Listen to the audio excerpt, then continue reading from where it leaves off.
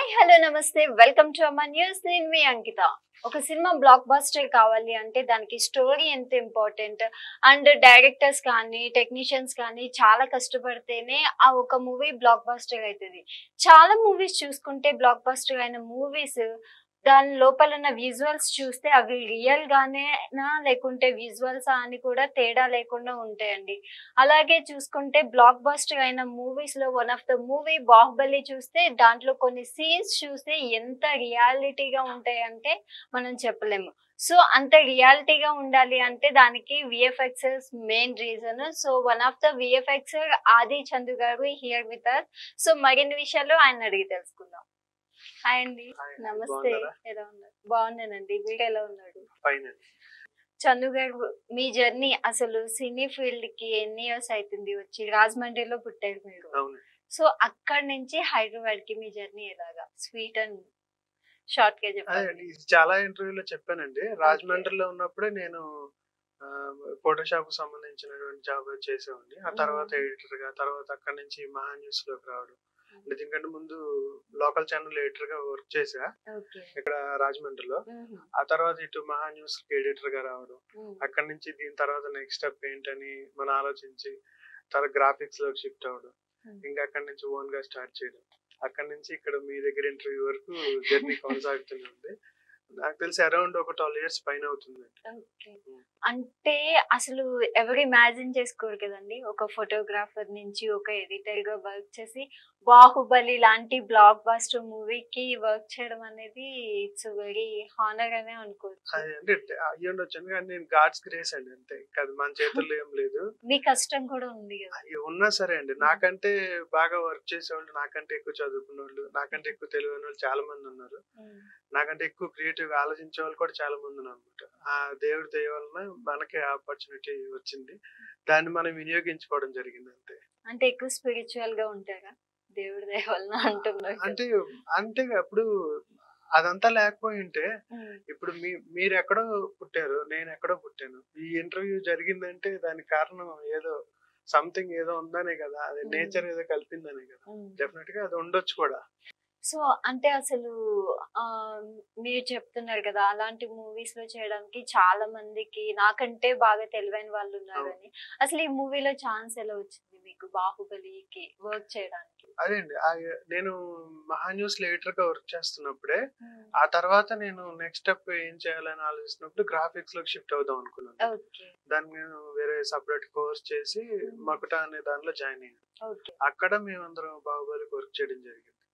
నిజంగా అది చాలా హ్యాపీ కదండి. తెలుగు ఇండస్ట్రీ అంటే ప్రపంచం అంతా గర్వించదగ్గ సినిమా మన తెలుగు ఇండస్ట్రీ నుంచి వెళ్ళింది. ఆ సినిమాకి one of the team member అయినందుకు నిజంగా నేను చాలా చాలా గర్వపడుతున్నా.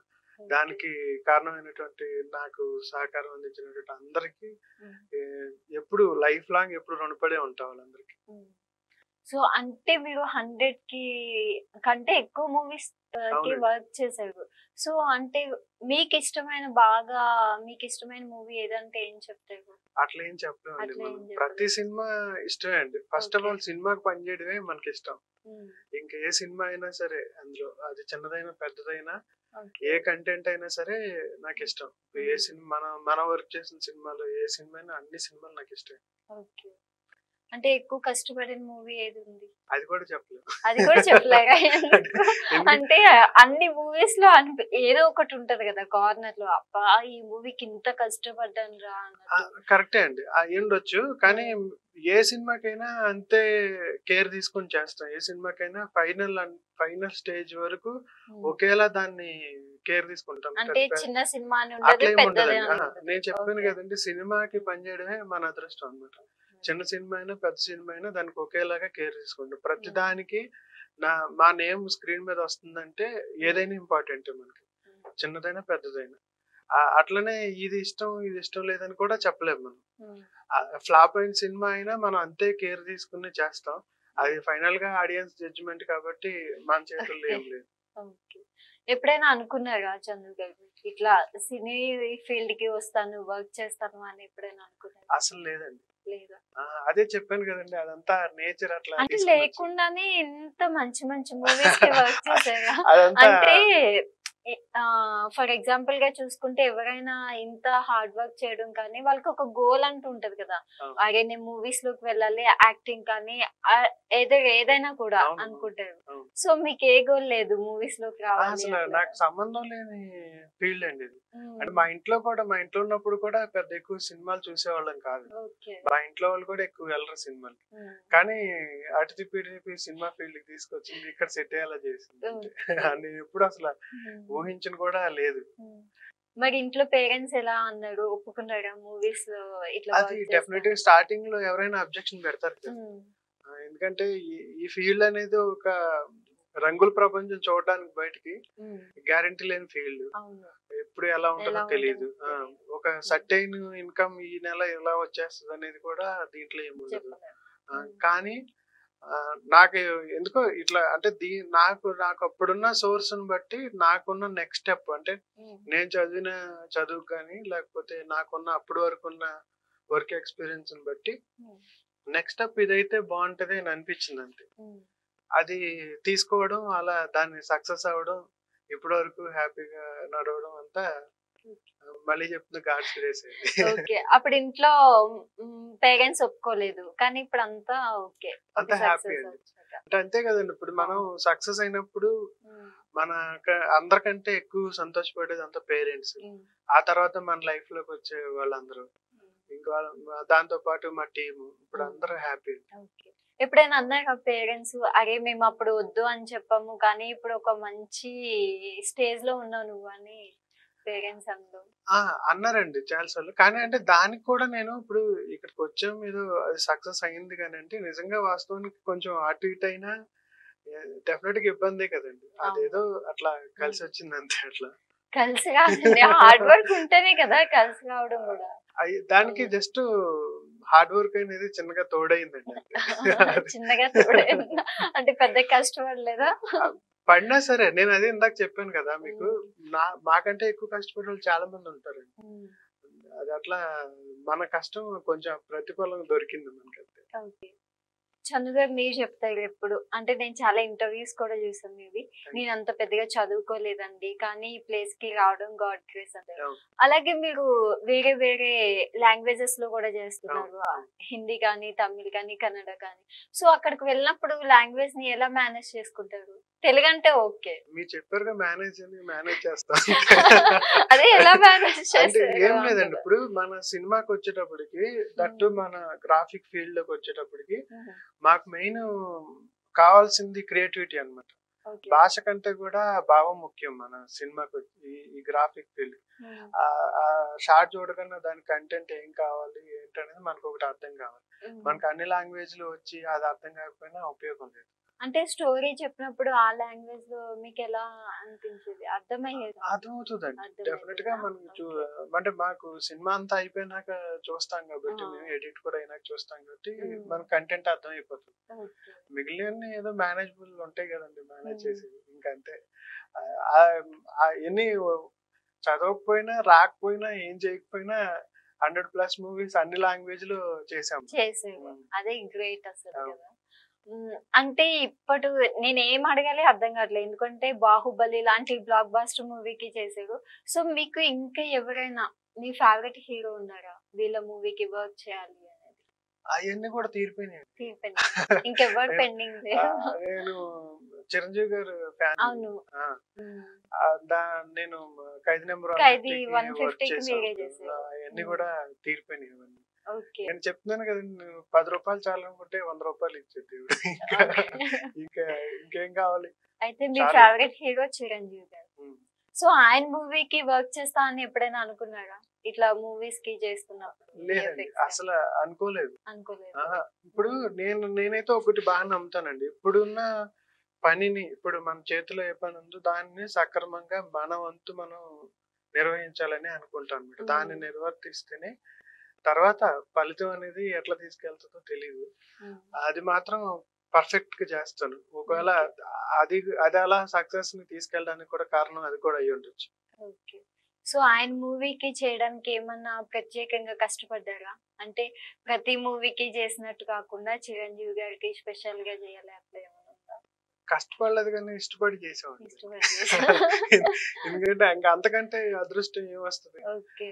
మనం అంటే కొన్ని డేస్ ఆయన ఫేస్ అలా చూస్తూ పనిచేయాలి మనం. అవును. అందులోనూ అది రీఎంట్రీ అప్పుడు చిరంజీవి గారి అవును. రీఎంట్రీ. అది అంటే ఆ సీన్లు చూడడానికి బయట ఆడియన్స్ ఎంతో ఎదురు చూస్తున్నారు. అవన్నీ మనం ముందే చూసాం, సినిమా కంటే ముందే, రిలీజ్ కంటే ముందే. ఇక అంతకు మించి ఎక్సైట్మెంట్ ఏముంటది, అంతకు మించి ఇంకా సాధించాల్సింది ఏముంటది చెప్పండి మనం. అదంతా నిజంగా అది చాలా హ్యాపీ. ఆ టైం అయితే నాకే చాలా హ్యాపీ అనిపించింది. ఓకే. కలిసారా మరి చిరంజీవి గారిని? కలవలేదండి. ఎందుకు? ఏమో కుదరలేదు. కుదరలేదా? అక్కడికి ఇంకా నేచర్ తీసుకెళ్ళలేదు. ఓకే. డెఫినెట్ గా మేబీ తొందరలో డెఫినెట్ గా వెళ్తది. వెళ్ళినప్పుడు మళ్ళీ మీకు నేను మళ్ళీ ఇంటర్వ్యూ ఇస్తాను. థ్యాంక్ యూ సో మచ్ అండి. నేను కూడా ఓన్లీ ఆ ఎపిసోడ్ కోసమే మీకు ఇంటర్వ్యూ ఇస్తాను. ఆ ఎపిసోడ్ కోసమే. ఓకే, థ్యాంక్స్ అండి. నేను కూడా వెయిట్ చేస్తాను. మీకు అలాంటి ఛాన్స్ కావాలి, సార్ని కలవాలి, మీ డ్రీమ్ కూడా ఫుల్ఫిల్ అవ్వాలి. నాకు కొంతమంది పేర్లు అలా తలుచుకుంటేనే నాకు ఎందుకో కళ్ళల్లో నీళ్ళు వచ్చినట్టు అనిపిస్తుంది. అవునా? చిరంజీవి గారు ఒకళ్ళు, రజనీకాంత్ గారు ఒకళ్ళు, ఇలా కొంతమంది. ఎందుకంటే వాళ్ళంతా కారణ జన్ములండి.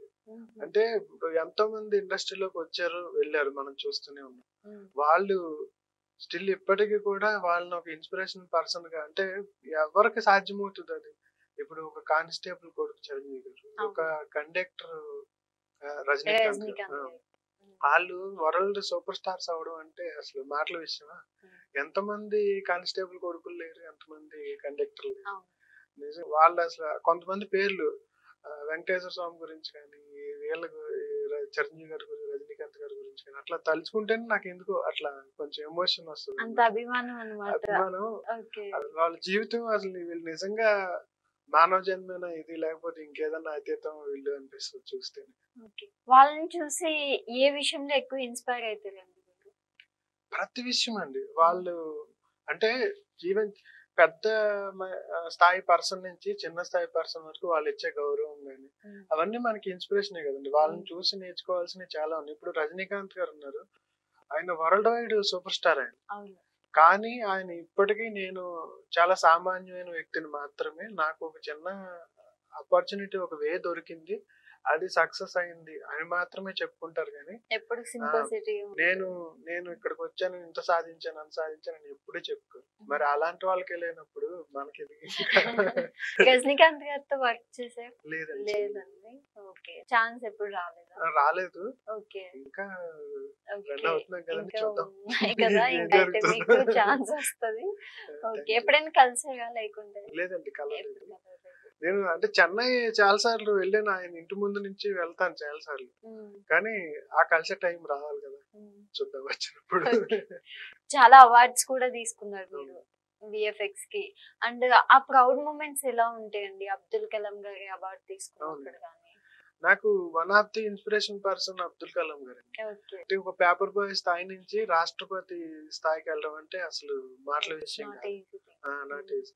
నాకు మీరు మన ఆఫీస్ లో చూస్తే నా ఛాంబర్ లోకి ఎంటర్ అవగానే అక్కడ మీకు సంతకం అంటే సక్సెస్ అంటే మీ సంతకం ఆటోగ్రాఫ్ గా మారడమే అనే కొటేషన్ ఉంటుంది అనమాట. అది అబ్దుల్ కలాం గారు, అది ఆయన ఫోటో అది ఉంటుంది. నేను అంత అభిమానిస్తాను. ఇంకా ఆ కొటేషన్ నాకు బాగా ఇన్స్పైర్ చేసింది. ఎప్పుడు నేను డే 1 నుంచి అది ఉండేది, ఇప్పుడు కూడా ఉందన్నమాట అదే కొటేషన్. కాబట్టి ఆయన పేరు మీద అవార్డు తీసుకోవడం అంటే హ్యాపీ కదా. అసలు ఇంకా చెప్పలేని సంతోషం అన్నమాట, మాటల్లో కూడా ఎక్స్ప్లెయిన్ చేయలేదు. ఎందుకంటే మనకు ఒక పర్సన్ ఎంత ఇష్టమో అన్నది, అలాంటి పర్సన్ పేరు మీద అవార్డు రావడం అనేది నిజంగా చాలా హ్యాపీ అండి. అలానే ఇంకా దాసరి గారి పేరు మీద అవార్డ్స్ తీసుకున్నాం, శివనంది అవార్డు తీసుకున్నాం, ఇవన్నీ చాలా ప్రెస్టీజియస్ అవార్డ్స్.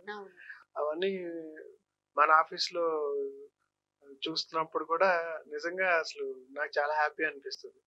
అంటే లాస్ట్ స్టేజ్ లో మనం అంతా అయిపోయినాక రిటైర్మెంట్ స్టేజ్ లో మనం ఏం సాధించామని చూపించడానికి అవన్నీ కనిపిస్తుంది. మోస్ట్లీ మీరు తీసిన ప్రతి మూవీలోనూ అసలు అవార్డ్స్ తీసుకుంటూనే ఉంటారు. అవన్నీ కనిపిస్తాయి మనం చూపించడానికి, ఇది మేము సాధించామని చెప్పడానికి. దట్టు మన నేమ్ స్క్రీన్ మీద వచ్చే నేమ్స్ అన్ని కనిపిస్తాయి. అవును. మనం రిటైర్డ్ అయిపోయి ఇంట్లో కూర్చున్నప్పుడు మన పిల్లలందరికీ అలా చూపిస్తూ ఉండొచ్చు. అవార్డ్స్ అని ఇవన్నీ నేను సాధించా, మీరు కూడా ఇట్లాంటివి. స్క్రీన్ మీద పేరు వస్తుంది చూసా మండే అని. హ్యాపీ హ్యాపీ అండి. ఓకే. అసలు ఇప్పుడు కొన్ని మూవీస్ చూసుకుంటే అంటే రీసెంట్ గా నాకు బాగా ఇష్టమైన మూవీ ఏంటంటే హాయ్ నాన్న. ఆ. దాంట్లో అసలు కొన్ని కొన్ని విజువల్స్ చూస్తే నాకైతే రియల్ గానే అనిపిస్తది. అట్లా క్రియేట్ చేయడానికి ఎలా వస్తదండి? అసలు ఆ క్రియేటివ్‌నెస్ ఎలా అంటే వస్తది? అది మా గొప్పతనం కంటే కూడా కథ గొప్పతనం అండి. హ్మ్. ఆ డైరెక్టర్ ఆ కథను తీసుకెళ్ళినటువంటి స్క్రీన్ ప్లే గొప్పతనం. హ్మ్. ఎందుకంటే అసలు అది వెనక ఏం జరుగుతుంది లేకపోతే ఆ స్క్రీన్ లో ఏం జరుగుతుంది అన్ని మర్చిపోయారు ఇంక జనం. హ్మ్. అక్కడ నాని గారి పెర్ఫార్మెన్స్, ఆ కథ దాన్నే బాగా ఇన్వాల్వ్ అయిపోయారు అన్నమాట. అవును.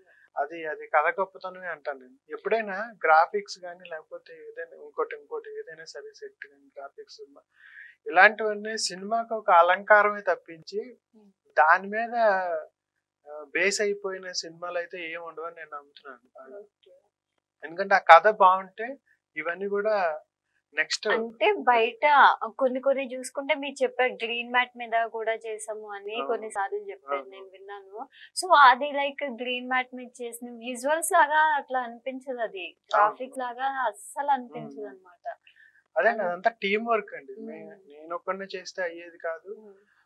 అంటే మా తర్వాత టీం అలా పనిచేయాలి, ముందు టీం అలా పనిచేయాలి. మ్మ్. అదంతా కథలో ఇంట్లో సినిమా అంటేనే టీం వర్క్. అవును. 24 క్రాఫ్ట్స్ కరెక్ట్ గా పని చేస్తేనే అవుట్పుట్ వచ్చేది. మ్మ్. ఇది ఎవరి గొప్పతనం కాదు. అండ్ మీరు ఒక ఇన్స్టిట్యూట్ కూడా పెట్టారు కదా, అవును. సో మీకు ఎంతమంది టీం ఉంటారు మీ దగ్గర వర్క్ చేసే వాళ్ళు 25 మెంబర్స్ ఉంటారు. ఓకే. అలాగే మనం ట్రైనింగ్ కూడా ఇస్తాం. ఓకే. ప్రొడక్షన్ బేసిక్ ట్రైనింగ్ ఇస్తాం. అంటే మన ఇన్స్టిట్యూట్ అని కాకుండా డైరెక్ట్ లైవ్ మీదే మనం నేర్పిస్తాం అన్నమాట. ఓకే. అంటే కొంతమంది ఇన్స్టిట్యూట్లకు వెళ్ళి మళ్ళీ తర్వాత జాబ్ వచ్చి మళ్ళీ అది చేసి అట్లా కాకుండా మనం మీరు డైరెక్ట్ డైరెక్ట్ ఏ గానే మూవీ అయితే మన దగ్గర వర్క్ జరుగుతా ఉందో దాని మీదే మనం ట్రైనింగ్ ఇస్తాం. ఓకే. అయితే ఇప్పుడు చూసుకున్నట్లయితే ఒక బాహుబలి లాంటి మూవీకి గ్రాఫిక్స్ తీసుకురావడం అంటే it's not easy. And Prabhas గారిని చూస్తే ఎంత అందంగా ఉంటారంటే అది ఆయన రియల్ గా ఉండేది. ఎవరికైనా కొన్ని చేంజెస్ ఉంటాయి ఫేసెస్ లో కానీ, పింపుల్స్ కానీ, లేకుంటే బ్లాక్ స్పాట్స్ కానీ అట్లా ఉంటాయి కదా.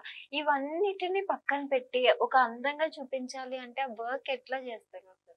అవన్నీ ఉంటాయి కదా నాయన, కొన్ని సీక్రెట్స్ అవన్నీ చెప్పకూడదు మీకు. అందుకే అడుగుతున్నాను, ఆ సీక్రెట్స్ తెలుసుకోవడం కోసం. సీక్రెట్ ఎవరైనా కెమెరా ముందు చెప్పేస్తారండి.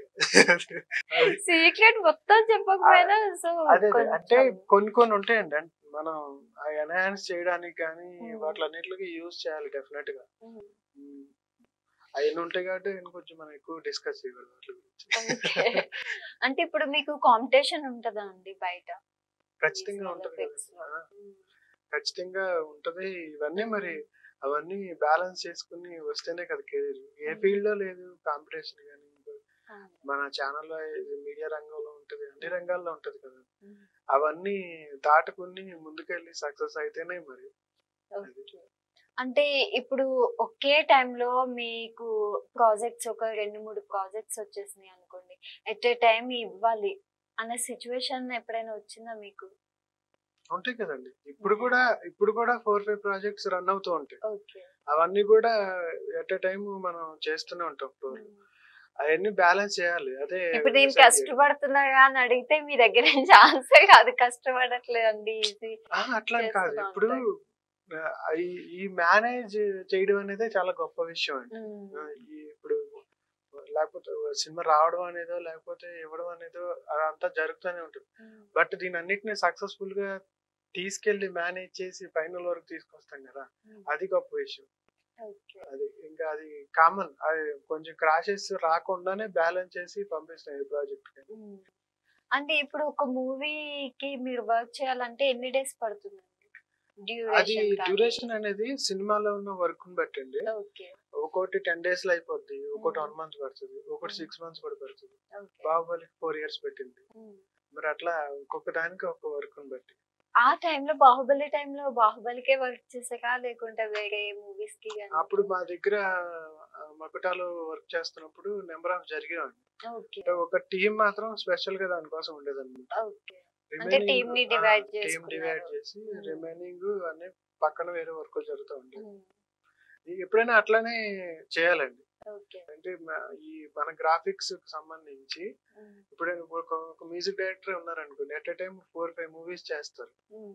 అట్లనే మనం కూడా ఓకే. అన్ని జోనర్లో చేస్తాం. ఓకే. ఈ అదే మనకున్న అవకాశం. ఉమ్. ఏ జోనర్ అయినా అప్పుడు 1 అవర్ చేంజ్ లోనే వేరే వేరే జోనర్లకి చూడాల్సి వస్తుంది. అవును. మూడ్ చేంజ్ అవ్వాల్సి వస్తుంది. అవును. మనం ఆ మూడ్ లో ఉంటేనే కదా ఆ వర్క్ చేయగలం. అది ఎలా పాసిబుల్ అవుతుందండి? అంటే ఇప్పుడు ఒక హారర్ మూవీ తీసుకుంటాం, అవును. దానికి డిఫరెంట్ గా ఉంటది.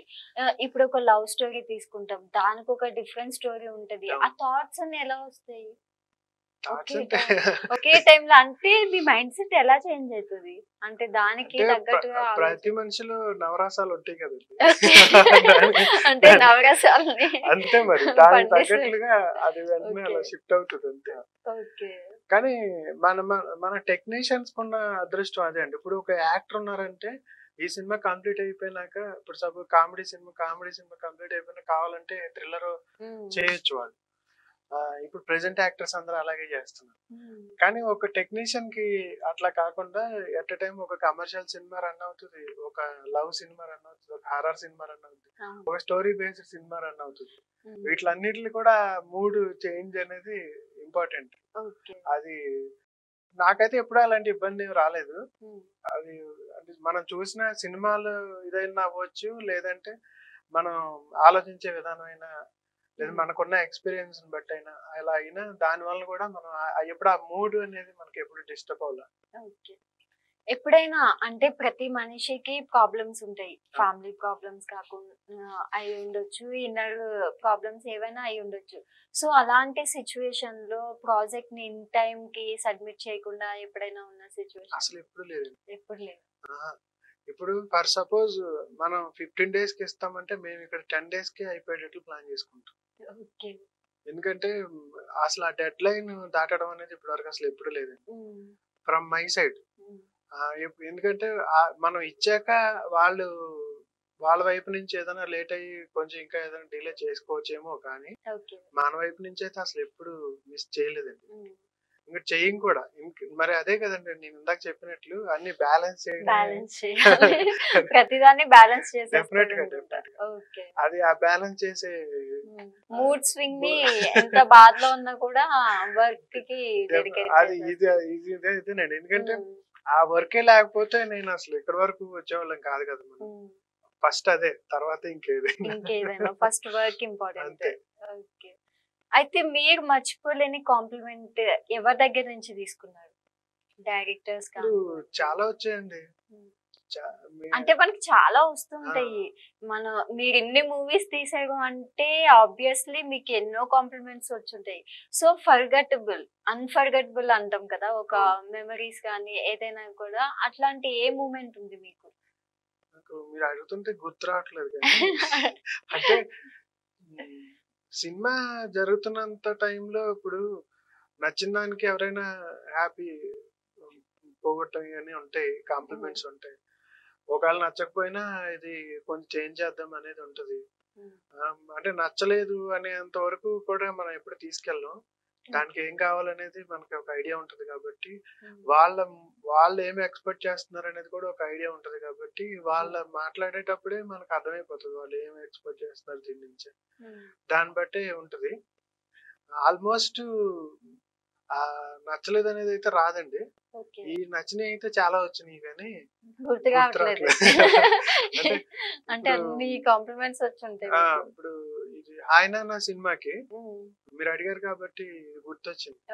ఆయన నా సినిమాకి మేము టైటిల్స్ చేసి ఇచ్చాము. ఫస్ట్ వెర్షన్ చేసాం అన్నమాట. ఫస్ట్ వెర్షన్ కి అది ఓకే అయిపోయింది. మళ్ళీ ఇంకా సెకండ్ వెర్షన్, థర్డ్ వెర్షన్ నేనే పంపిస్తానన్నా. నెక్స్ట్ చూడండి ఇంకేమన్నా ఉంటుందేమని. వద్దు, ఫస్ట్ వెర్షన్ చాలా అన్నారు. ఇదే బాగుంది అన్నారు. సెకండ్ వెర్షన్, థర్డ్ వెర్షన్ పంపించాను. అయినా సరే ఫస్ట్ వెర్షన్ బాగుంది. వాళ్ళు నాకు అసలు ఇది కావాలని చెప్పలేదు, ఏమీ చేయలేదు. జస్ట్ నాకెందుకో అది చూస్తే దీనికి ఇది బాగుంటది అనిపించింది అనమాట. బాగుంటది అనిపించి పంపించాము అంతే. ఫస్ట్ వెర్షన్ ఓకే అయిపోయింది. అట్లా తర్వాత మీట్ అయినప్పుడు కూడా మీరు చాలా తొందరగా గెస్ చేశారండి కథకి ఏం కావాలనేది. అంటే మీకున్న ఎక్స్పీరియన్స్ బట్టి కానీ లేకపోతే మీ థాట్స్ బట్టి కానీ అయ్యి ఉండొచ్చు అనేసి డైరెక్టర్ గారు చెప్పారు. రీసెంట్లీ అది జరిగింది. మీరు చెప్పినప్పుడు గుర్తొచ్చింది. హ్యాపీయెస్ట్ చాలా ఉంటాయండి. అంటే నేను అదే అండి, ఇప్పుడు ఈ కాంప్లిమెంట్స్ ని కానీ లేకపోతే మనం విమర్శల్ని కానీ ఎక్కువ మనం మైండ్ లో పెట్టుకోవద్దు. ఎందుకని అంటారు? అంతే అండి. ఇప్పుడు కాంప్లిమెంట్స్ మనం ఏమన్నా పొంగామంటే విమర్శలు వచ్చినప్పుడు డెఫినెట్ గా పొంగిపోవాలి. రెండిట్లకి దేనికి బ్యాలెన్స్ ఉంటే చాలు. ఏది దేని గురించి ఎక్కువ పట్టించుకోవద్దు. ఇది గుర్తు పెట్టుకోవద్దు, అది ఎక్కువ గుర్తు పెట్టుకోవద్దు. అయితే ఇప్పుడు బాహుబలి లాంటి మూవీకి వర్క్ చేశారు కదా, రాజమౌళి లాంటి పెద్ద డైరెక్టర్ తో వర్క్ చేశారు. సో వర్కింగ్ ఎక్స్పీరియన్స్ ఎలా ఉండే మీకు అప్పుడు? డెఫినెట్ గా హ్యాపీ కదండి. ఎందుకంటే వాళ్ళ నుంచి నేర్చుకోవాల్సినవి చాలా ఉంటాయి. మనం ఆయన దగ్గరనే కానీ చాలా మంది డైరెక్టర్స్ దగ్గర వర్క్ చేసాం. రాంగోపాల్ వర్మ గారి దగ్గర చేసాం, నాగార్జున గారి దగ్గర చేసాం, మహానటికి ఇట్లా చాలా మంది దగ్గర చేసాం. వాళ్ళందరి దగ్గర నుంచి మనం చాలా నేర్చుకోవాలి. నేర్చుకుంటూనే ఉంటున్నాం ఇంకా. ఓకే, అయితే మీకు ఇష్టమైన డైరెక్టర్ ఇది కూడా చెప్పలేదు. మీరు నాకు ఇంతకు ముందు మనం కలిసిన ఇంటర్వ్యూలో చెప్పారు. అట్లని కాదండి, ఎందుకంటే ఒక డైరెక్టర్ పలానా నేను పనిచేసిన డైరెక్టర్స్ అందరూ కూడా వాళ్ళ నుంచి ఇంకా ఇంకా ఎక్కువ నేర్చుకుంటానే ఉన్నాం మనం. కాబట్టి వీళ్ళే ఫేవరెట్ డైరెక్టర్స్ లేకపోతే వీళ్ళ దగ్గరే వర్క్ చేయాలని మనం ఎప్పుడు అనుకోలే. కానీ ఈ లెజెండరీ డైరెక్టర్స్ అందరి దగ్గర వర్క్ చేసే అదృష్టం మనకు కలిగింది. కాబట్టి మనం ఫేవరెట్ వీళ్ళని మనం చెప్పలేము. ఫేవరెట్ కాకపోయినా మీకు బాగా ఆర్జీవి గారు అంటే ఇష్టం అనుకుంటా. అందరు ఇష్టమేనండి. అందరూ ఇష్టమేనా? ఓకే, అది చెప్పాను కదండి. ఎందుకంటే వాళ్ళు నా గొప్పతనం కంటే కూడా అది వాళ్ళ గొప్పతనం. వాళ్ళు నాకు ఎక్కువ సింక్ అవడం, అందరూ మనకి అప్పుడే వచ్చిన కొత్త డైరెక్టర్ దగ్గర నుంచి ఎక్స్పీరియన్స్ డైరెక్టర్, లెజెండరీ డైరెక్టర్స్ అందరూ కూడా ఎందుకో అలా సింక్ అవుతారు. ఇంకా అది దాన్ని అట్లా తీసుకెళ్తున్నాం. ఆర్జీవి గారితో ఎట్లా ఉండేదండి? ఆయన ఎట్లా ట్రీట్ చేస్తారో వారితో పనిచేసిన టెక్నీషియన్స్? ఆయన దగ్గర ఇప్పుడు మనం చాలా సినిమాలు వర్క్ చేసాం. ఆయన దగ్గర నుంచి బాగా నేర్చుకోవాల్సింది ఏంటంటే మనం జడ్జిమెంట్ అన్నమాట.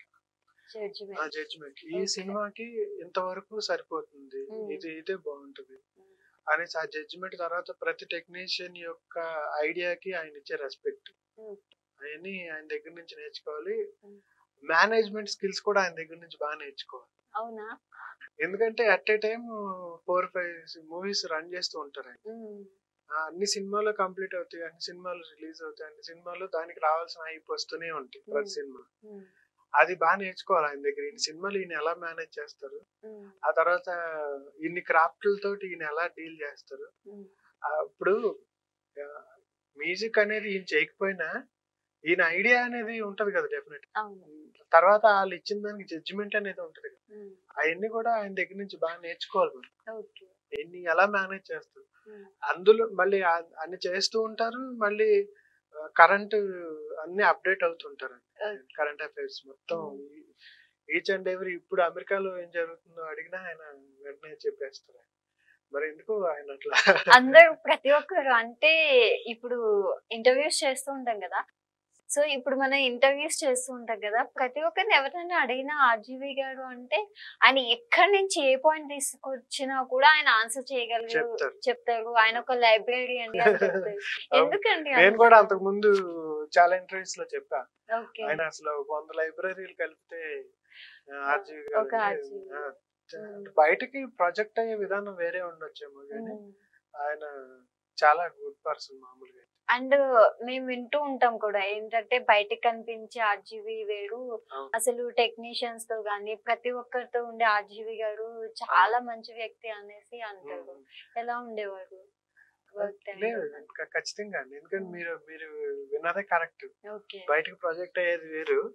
ఎందుకంటే ఆయన మేము రెగ్యులర్ గా కలుస్తాం కాబట్టి రెస్పెక్ట్ అంతా వేరే ఉంటుంది. టెక్నీషియన్ కి ఇచ్చే రెస్పెక్ట్ కానీ, టెక్నీషియన్ తో మాట్లాడే విధానం కానీ.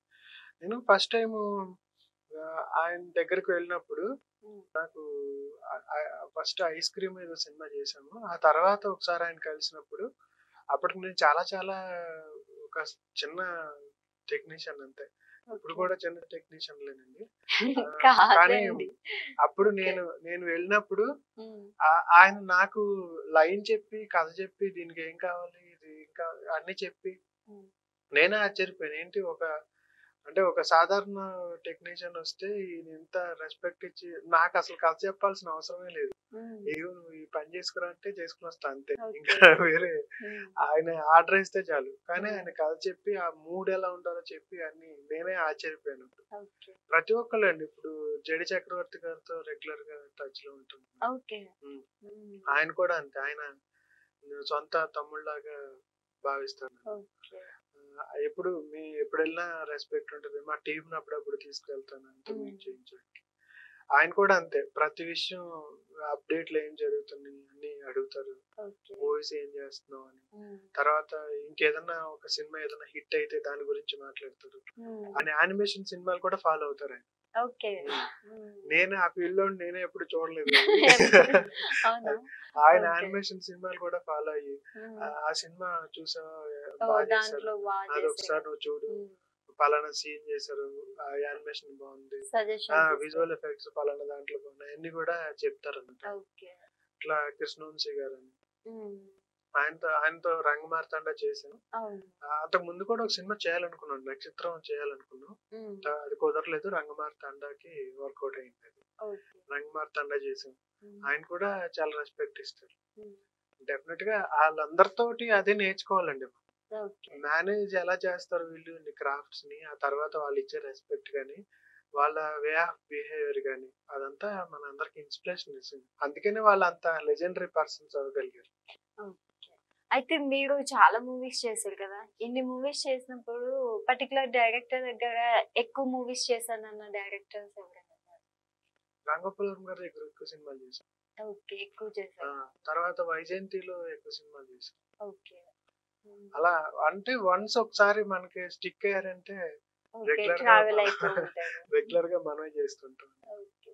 అయితే ఇప్పుడు ఇండస్ట్రీలో చూసుకుంటే ఇప్పుడు చిన్న ఆర్టిస్ట్ కానివ్వండి, లేకపోతే టెక్నీషియన్స్ కానివ్వండి, ఎవరైనా కూడా కొంచెం అందంగా ఉంటే హీరోగా ట్రై చేస్తారు. సో మీరెప్పుడు హీరోగా అవ్వాలి అన్న థాట్ రాలేదా నన్ను మీకు? ఎవరు పెట్టుకుంటాడండి? అయ్యో! ఇంత హ్యాండ్సమ్‌గా నేను ఇంత హ్యాండ్సమ్‌గా ఉన్నారు కదా అంటే ఏం మీరు. లేదండి. అసలు అటువైపు ఎప్పుడు ఆలోచనే రాలేదండి. ఓకే. టెక్నీషియన్ గా ఇప్పుడు సక్సెస్ఫుల్ గా రన్ చేస్తున్నాం కదా! హ్మ్. చాలులే అంటే. ఓకే. చూద్దామండి ఫ్యూచర్ లో ఏం జరుగుతుందో తెలియదు కదా మనకి. హ్మ్. ఒకవేళ జరిగితే మళ్ళీ మీరు మళ్ళీ ఇంటర్వ్యూ చేయండి. చేస్తారా? అది. ఓకే. అంటే ఎందుకంటే మీకు ఇప్పుడు ఇంట్రెస్ట్ నేను ఉందా? అదే చెప్పాను కదండి. ఇప్పుడు ఏ పని చేస్తున్నామో దాన్నైతే సక్సెస్ఫుల్ గా చేయాలని నేను అనుకుంటా. హ్మ్. ఒకవేళ ఇన్ కేస్ దాంట్లోకి వెళ్ళాము అనుకోండి మీరు చెప్పినట్లుగా దాన్ని సక్సెస్ఫుల్ గా చేయడానికి ట్రై చేస్తాను. హ్మ్. చూద్దామండి. అంటే చాలా మంది అడిగారు అడిగారా? కూడా. ఓకే. కానీ ఎందుకో అటువైపు వెళ్ళలేదండి. ఎందుకు మీకు ఇంట్రెస్ట్ లేదా ఏంటి? ఇంట్రెస్ట్ అని కాదండి. ఎందుకో ఆ టైం రాలేదేమో అనిపిస్తుంది. ఓకే. టైమ్ వస్తే వెళ్తారా? టైం వస్తే చూద్దామండి అప్పుడు. ఓకే. యాహ్! నేను అదే అండి. ఇప్పుడు ఈ రోజు చేసే పని చేస్తున్నాం కదా! మళ్ళీ ఎందుకులే అని అనిపిస్తది ఒక్కొక్కసారి. హ్మ్. కానీ మనకి ఎప్పుడైనా రావాల్సిన టైం వచ్చింది అంటే ఇక ఏది ఆగదన్నమాట. హ్మ్. అట్లా వెళ్ళిపోతదది. హ్మ్. చూద్దాం ఫ్యూచర్. ఓకే. అయితే ఇప్పుడు మనకి ఏంటంటే ఇండస్ట్రీలోకి రావాలంటే ప్రతి ఒక్కరు భయపడుతూ ఉంటారు. సో, అయితే ఎందుకనంటే పేరెంట్స్ చెప్తూ ఉంటారు. ఇట్స్ నాట్ ఏమంటారు పర్మనెంట్ కాదు పర్మనెంట్ మనకి కాదు. అప్ అండ్ డౌన్స్ ఉంటాయి. చాలా అవును. చూడాలి అనేసి. సో, ఇప్పుడు చూస్తే వీఎఫ్ఎక్స్‌లో ఫ్యూచర్ ఎలా ఉంటుందండి? ఎవరైనా సినిమా ఫీల్డ్‌కి రావాలి అన్నవాళ్ళు? సినిమా ఫీల్డ్ అంతా కూడా మంచిదే అండి. కానీ హ్మ్. దాంతో వీఎఫ్ఎక్స్ అనేది టెక్నికల్‌గా హ్మ్. వర్క్ కాబట్టి హ్మ్. దీనికి ఫ్యూచర్‌కైతే ఏం ఢోకా ఉండదు. ఓకే. మనం ఇంకా గ్రాఫిక్స్ యూజ్ అనేది ఎక్కువ పెరుగుతానే ఉంది గానీ తగ్గలేదు. హ్మ్. కాబట్టి దీనికి అసలు ఆలోచించాల్సిన అవసరమే లేదు. హ్మ్. ఎప్పుడు టెక్నికల్ ఫీల్డ్ ఎప్పుడైనా మనకి ఫ్యూచర్‌కి ఏ ప్రాబ్లమ్ ఉండదండి. హ్మ్. ఎందుకంటే నేను ఫర్ ఎగ్జాంపుల్ నేనే తీసుకోండి.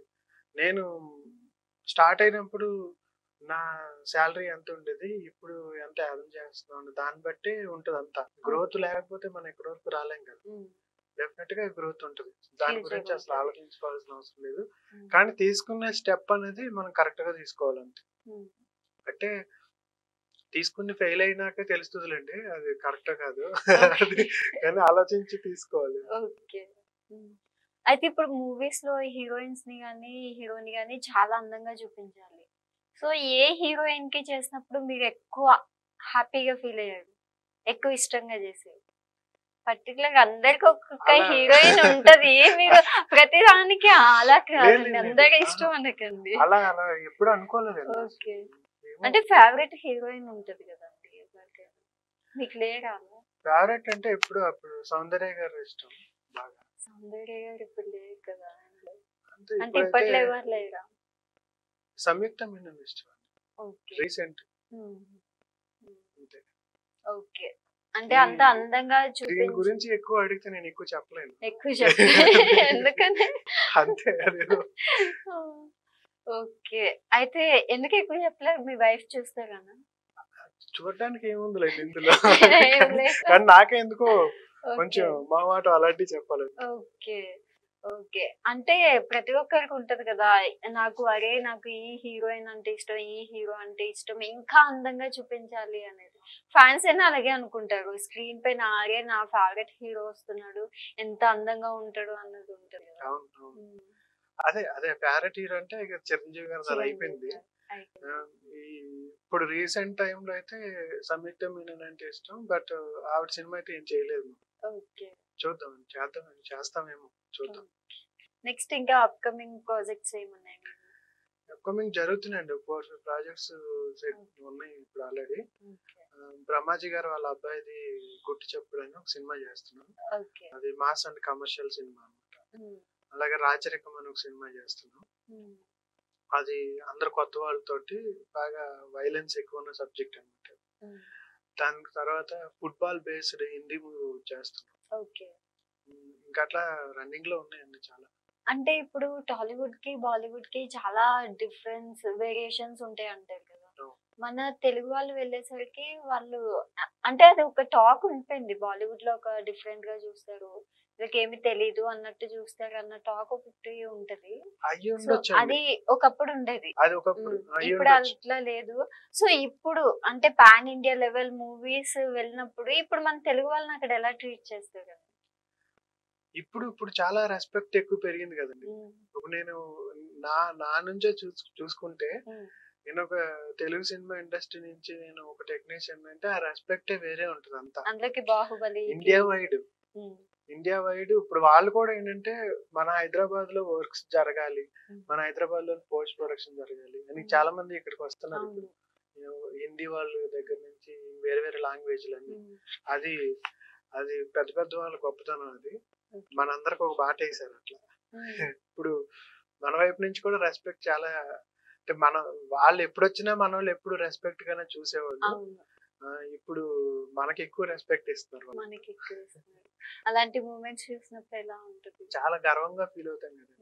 అంటే ఇంత గొప్ప సినిమాకి వర్క్ చేయడం ఒక గర్వంగా ఫీల్ అవుతాం అంటే, ఇంత గొప్ప ఇండస్ట్రీలో మనం ఉన్నాం, ఇండియా వైడ్ రెస్పెక్ట్ ఉన్న ఇండస్ట్రీలో మనం ఉన్నాం అంటే తెలుగు అనేసరికి ఒక ఫస్ట్ ప్లేస్ వచ్చేసింది.